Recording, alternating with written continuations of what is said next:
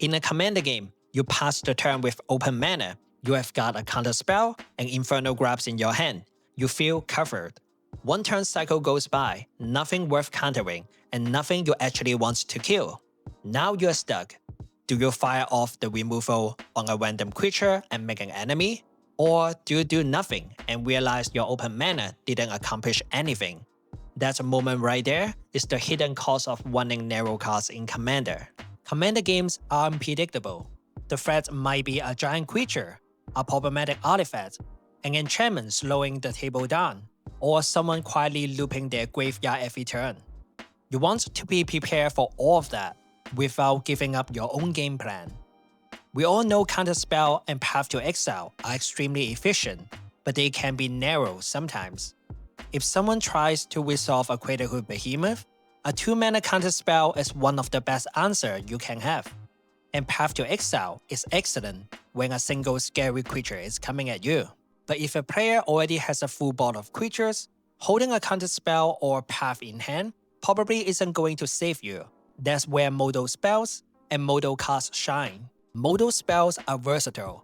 They let you hold mana open, gather information, and make the best decision at the last possible moment. Take 3 steps ahead as an example. Yes, it costs 1 more mana than a regular counter spell, but when there's nothing you need to counter, it doesn't what's in your hand. You can draw cards, you can copy an artifact or creature, or when you do need to counter something, it's still there. That flexibility matters a lot in Commander. Commander is a 100-card singleton format. You simply can't include answers for every situation. And when you think about it, you actually see very little of your deck in a game. For example, if a game lasts 10 turns, assuming there's no extra card draw, you only saw 17 cards including lands. The chances that you draw the exact answer you need at the right time are pretty low, especially when your interaction is very specific.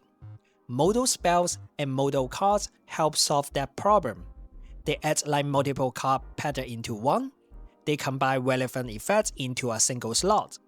And while they often cost a little bit more mana, they stay relevant across far more situations. Think of modal spells as glue. They don't replace your synergy pieces. Those are still stronger when everything goes according to the plan.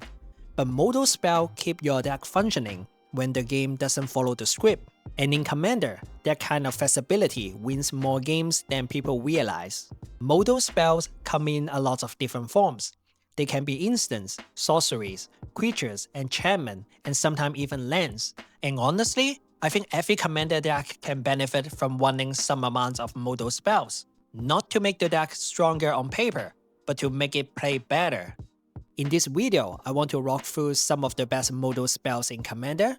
Some of these cards you might already know, and others are cards that you might be sleeping on. And a few are my personal favorites that have seriously overperformed for me. To kick things off, let's start with the most played modal spell in Commander. These are very popular for a reason. Most players already know them, so I'm not going to spend too much time here. Think of this as setting the baseline, and then we will get into the spicier stuff. The 2-color Charm Cycle from Ravnica is excellent, because they only cost 2 mana and incredibly easy to slot into decks that already in those color. Boros Charm and Rakdos Charm are probably the standouts here. Boros Charm in particular does a lot for 2 mana. You can deal 4 damage to target player or Planeswalker, protect your board by giving your permanent indestructible, or give a creature double strike to push through lethal damage. None of those modes is flashy on its own, but at some point in almost every game, one of them matters, and that's the theme you will keep seeing with modal spells. The Commander Cycle from Lauren is another great example. These cards are almost 20 years old at this point, and they're still very playable in Commander. Austere Command is one of the best board wipe in the format, because it lets you choose the best option based on the board state. You don't just reset the game, you choose what survives. And Cryptic Command is a classic for blue player. You choose 2 when you cast it. Counter target spell, return target permanent to its owner's hand, tap all creatures your opponents control, or just to draw a card. It's almost never a dead card. It doesn't matter if it is turn 4 or turn 10. I never feel bad drawing this card. Now we have covered the obvious ones. Let's move on to more interesting stuff. These are some of my personal favorite modals cards, not just on paper, but in actual games.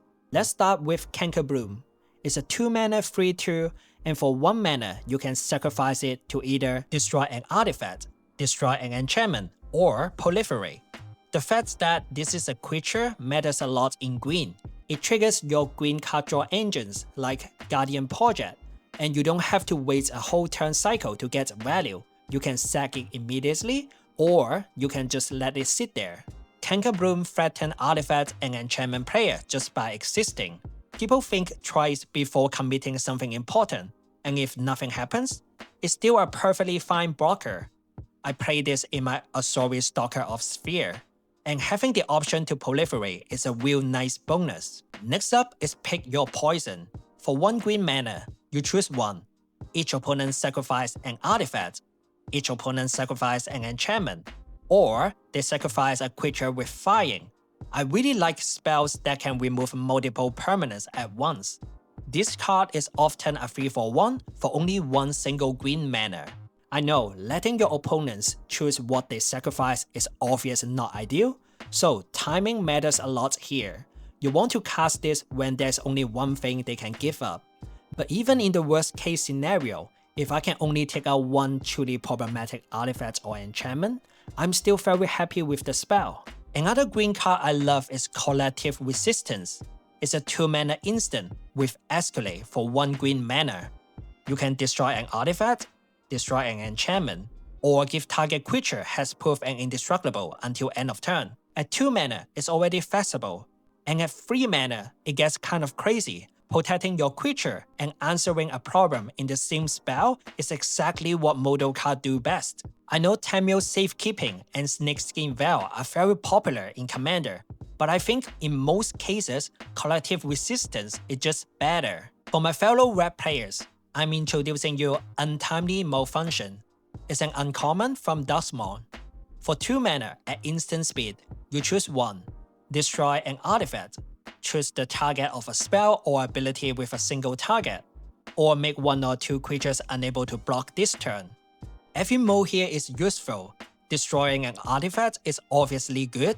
Making creatures unable to block is huge, especially when you're trying to push combat damage. And the redirect mode? That's where things get spicy. You can protect your commander, you can mess with a removal, you can even counter a counter spell, and sometimes you just redirect a Sighing Blood to draw 2 cards in red. That's feel incredible. Another card I really like is Brotherhood's End. It's a 3-mana sorcery with 2 modes. It deals 3 damage to each creature and each Planeswalker, or destroy all artifacts with mana value 3 or less. This is one of those cards that get much better in the right shell. For example, in a Gru Stompy deck, you are often not wanting many or any mana rocks. In those decks, this card can be absolutely brutal. You wipe out mana rocks, Skullclamp, Sword of X and Y, and suddenly the artifact and Voltron player are sent straight back to the Stone Age. It's not just removal, it's a massive tempo swing for only 3 mana, and the other mode matters too. 3 damage is often enough to clean out mana dogs and small utility creatures. It doesn't reset the entire board, but it trims things down to something more manageable. And there's another card from Duskmourn I've been really enjoying playing. Speed Up is a 3-mana sorcery with 2 modes. You can destroy all tapped creatures, or destroy all untapped creatures. In the right deck, this is very close to a one-sided board wipe. Any deck that taps its creature to control, to station, or to crew vehicles can take full advantage of it. And the best part? You don't have to build around it. If a player swings with everything, you untap on your turn and just clean up the board for 3 mana. Even if you're only killing 4 or 5 creatures, that's still a lot of value. I'm currently building Sick Wonderwine Wisdom, and Murpho already loved tap and untapping shenanigan. This card is definitely going in there. And this next one really surprised me. While digging through my binder, I find Collective Effort from one of the Warhammer precons. It's a 3-mana sorcery with Escalate, so you can tap an untapped creature you control for each additional mode. You can destroy target creatures with power 4 or greater. destroy target enchantment, or put a +1/+1 counter on each creature target player controls. I remember this being one of the first cards I cut when I upgraded Precon, but looking at it now, this card is actually kind of insane. For 3 mana, you can destroy 2 permanents and put counters on your entire team. That's extremely good in token decks, creature heavy decks, or +1/+1 counter strategies. And let's be honest, Commander games are absolutely flooded with random tokens these days. Paying escalate cost is really not that hard. If you're in a +1/+1 deck with hardened scale effect, this can easily put 2 or 3 counters on everything, and that's a huge swing for 3 mana. Requisition Way is very similar to Collective Effort. It uses Spirits instead of Escalate. And depending on your deck, you can run either or both. They're excellent cards. Last card on the list and the only black spell today is Insatiable Avarice. This is a sorcery for 1 black mana with Spree. You can pay 2 mana to tutor a card and put it on top of your library, or pay 2 black mana for a player to draw 3 cards and lose 3 life. You should probably play this card in all your black decks. For 3 mana, drawing 3 cards is already great, but for 5 mana in total, you get to tutor the best card from your deck and draw 2 extra cards after that. It's a lot of value. I know some players avoid playing Demonic Tutor or Vampiric Tutor because they are too strong, and maybe budget is their concern. If that's you, Insatiable Avarice is a fantastic alternative, and it's only $3.50. There are a lot more modal cards I can talk about here. When I was working on this video, I went back and forth on whether I should include cards from Takia Dragonstorm Commander, like Will of the Jeskai and Will of the Absent. They are very powerful cards, but here's the thing, I don't actually play them as modal spells. When I put those cards into a deck, I'm not really choosing between modes. Same thing with the Roam enchantments from Duxmon. Take something like Unholy Annex as an example. Yes, it's a really strong Phyrexian Arena effect, and yes, it can also make a 6/6 Flying Demon. But if I'm running that card, it's not because I want to make the demon. At that point, it's not really functioning as a modal spell anymore. They are powerful, but they don't serve the same purpose. The modal spells I talk about today, they are versatile and can handle more than one situation.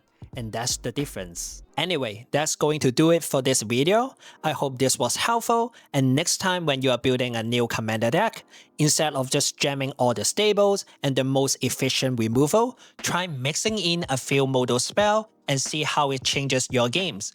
You might be surprised how often having options matters more than having the best answer. Let me know in the comments what's your favorite modal spell and what you like about them. And as always, thank you so much for watching. I will see you guys next time.